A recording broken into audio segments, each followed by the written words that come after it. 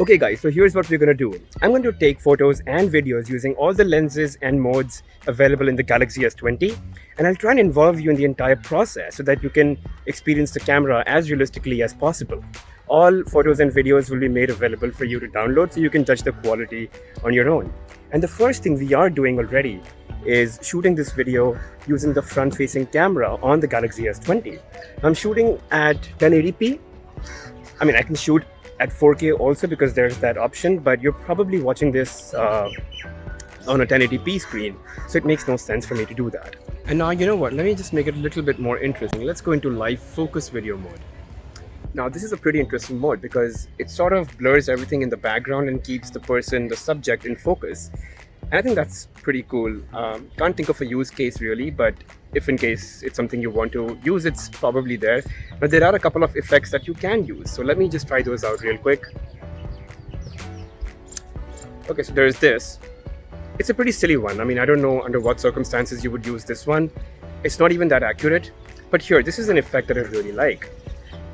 So everything is sort of black and white, and I'm the one in color. I don't know how it's working out now because I'm in some shade. But yeah, again, it's there. And then there's this twitchy, glitchy effect, which I think is pretty trippy. And now we're going to zoom past all of this and get to a better looking spot where we can, take some prettier pictures.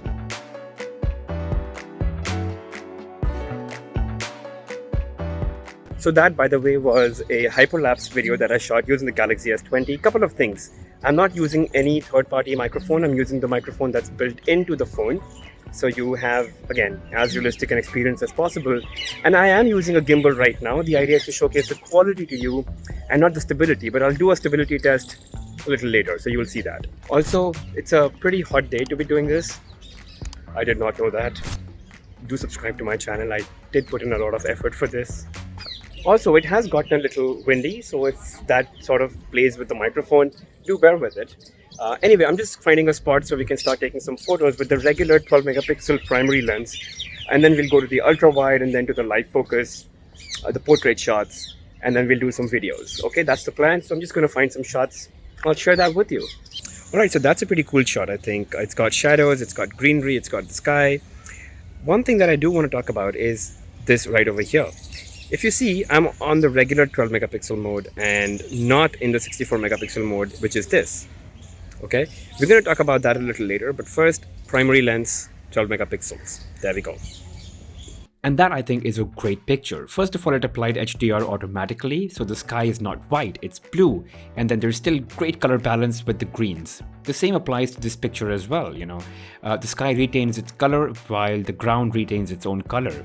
And I'm really impressed how the S20 is able to manage color, exposure, and white balance to get that natural look, irrespective of whether it's outdoors or indoors, and it really balances outdoor light very well to adjust for getting these really natural looking photos. I remember how Samsung cameras used to take really saturated photos, high contrast, and I'm really glad that they've toned that down in their software to get to natural looking pictures. Now this one's a primary lens, and now that is what I took using the ultra wide. Primary, ultra wide. And again, let me just give you another example. That's primary and that is ultra wide. And very interestingly, the ultra wide lens actually has a better dynamic range. Look at this photo, look at the shadow and how dark it is on the ultra wide lens on the right as compared to the light shadow on the primary lens on the left. Maybe in this picture, it did not do a great job because the primary lens captured the whites, the shadows and the blue of the sky very well. Overall, a better dynamic range in the primary lens here. But in this one, again, I think the ultra wide has shown better dynamic range because the stone has more detail and just more information. The dark parts are lit better. And yeah, overall, I think the dynamic range worked out here in favor of the ultra wide lens. All right, we've taken shots using the primary lens and the ultra wide lens, but there is a live focus mode for portrait shots.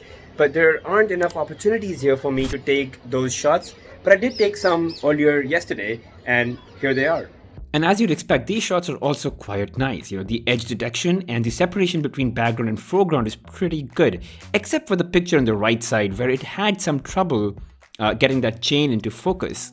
But otherwise, I think it really does a fabulous job The separation between the background and foreground is epic, and even in low light. So this was shot at 9:30 in the night, and you can see that even with less lighting, it did a phenomenal job.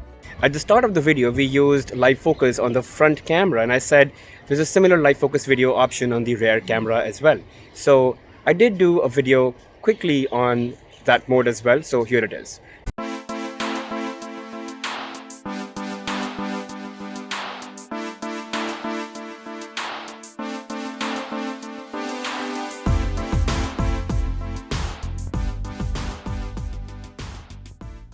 Now let's talk about video, and I'm going to start shooting some 1080p videos in 30 FPS. Why 1080p is because you're probably watching it on a 1080p screen. 4K videos and 8K videos can be shot using the Galaxy S20, but you're going to need a 4K or 8K playback monitor or screen or TV, which you probably won't have, hence 1080p. And 30 FPS because the entire video is shot in 30 FPS, so it just makes more sense for me. Alright, so let's get on with it.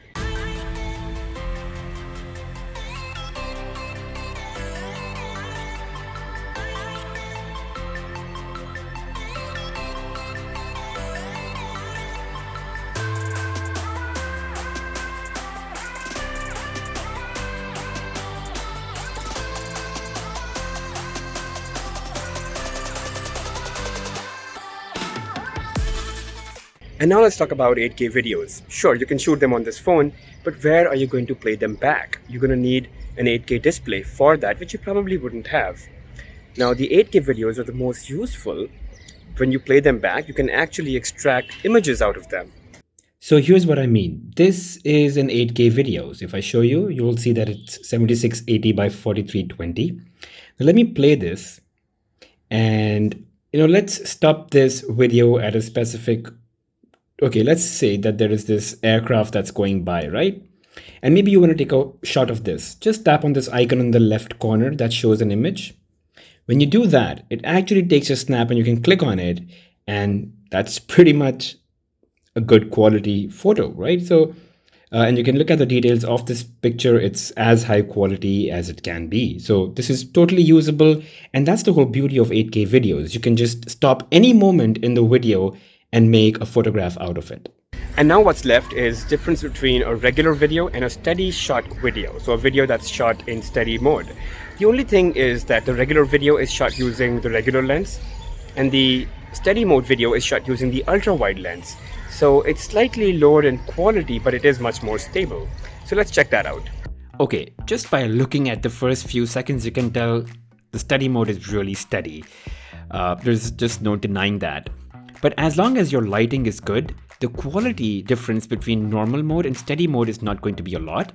If your lighting goes down, however, the steady mode quality is going to be quite poor. And now I started running, and you can see that the steady mode is just so much more stable than the normal mode. So yeah, there you go, that's your difference. Now there's also something called as the space zoom that Samsung's introduced with the Galaxy S20 and in the Ultra as well with the 100x. But in the Galaxy S20 and the S20 Plus, you get up to 30x. Let me show that to you real quick. So here's a view that we have in front of us, right? And currently I am on 1x zoom that you can see is already pre-selected. I could go out and that will be ultra wide mode at 0.5x. But you have all these options on the right hand side. Now this is 1x again. This is 3x. So you can see that there is a slight deterioration of quality. Now when you tap on 3x again, it'll give you all these options. You could go to 4x, you could go to 10x, and then you could go to 20x, and then you could go all the way to 30x. Now here are some shots that I took using 10x as the zoom level, and I think they've come out really well. This may be a little low in quality, but it's still quite usable. And in this one, I was about to shoot that parrot, and then it just flew. But I still think it was a great photo. And with one single frame of reference, I stood at one spot and I zoomed all the way out to 0.5x, and then I zoomed in to 1x. So this is what it is from that same spot. It just zoomed in a little. And then to 3x, which is the hybrid optical zoom, which still retains pretty good quality. And now this is at 10x, and then you go to 20x and then to 30x, where the image almost becomes unusable and low in quality. And now it's time for me to just wrap all of this up, go back to the studio and put all of these pictures together. So I'll see you there. So I did get back to my studio, and then I realized I still haven't talked about low light photos and the night mode in the Galaxy S20. So I head out again in the night to take some shots, and here they are. So here are some photos that I took at around 9 p.m. The sky is absolutely dark, but there is some ambient lighting, so there's just enough for low light photography.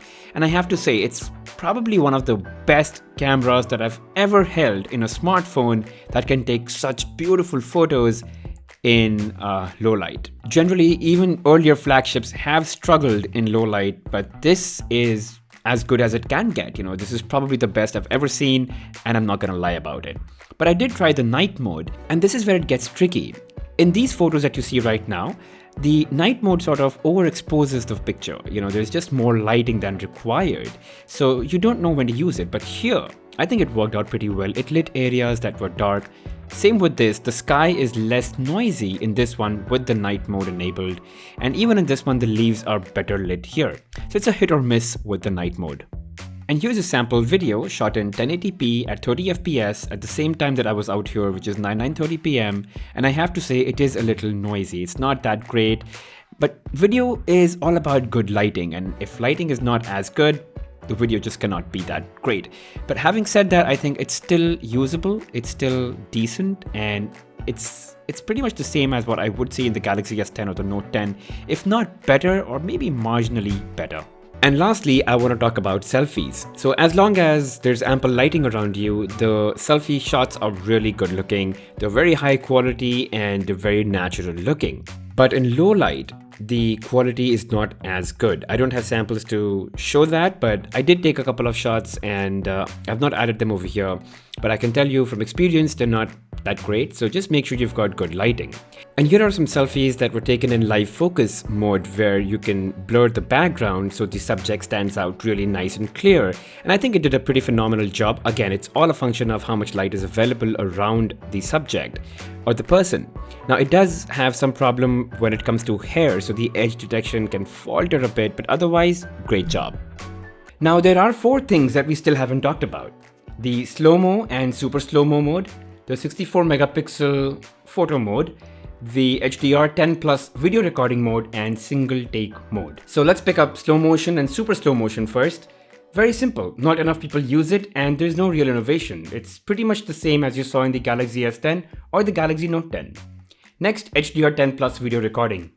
It's actually a pretty great feature. You can record videos that are very rich in quality and colors and contrast, but you can only view it on your Galaxy S20 or pretty much any display that supports HDR.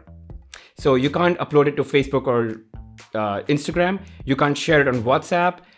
You have to upload it either to YouTube, which does support HDR, but again, you can only play it back in true HDR mode if your display supports HDR. And now let's talk about that 64 megapixel mode. Very honestly guys, the 64 megapixel photos are not significantly better than the 12 megapixel photos. I mean, the difference is so minor that more often than not, you will not be able to tell the difference. And about that single take mode, essentially it does a couple of things in just one shot. So, let's say you're having a fun moment or a party or someone's going crazy, you go into that single take mode, hit record, or that shutter key, and then it'll just create a collage of things, like a GIF, like an ultra wide shot, like a small video loop, and then it'll just store it all together for you to view and share.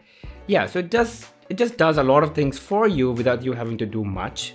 That's pretty much what it is. I don't see it being used a lot, but you never know. And that wraps it up. It's everything I have on the Galaxy S20 camera, and to put it in a nutshell, I think it is the best smartphone camera that you can get in the market as of now. But again, people have their own preferences, so I'm going to leave all the photos and videos for you to download. The link is going to be in the description below. Go ahead, download, and check it out yourself. Judge the quality. If it's something that appeals to you, go for it then. And if you've got any questions, feel free to put them in the comment section. I'll do my best to give you an answer. And as always guys, don't forget to subscribe and hit that like button. I'll see you in the next one.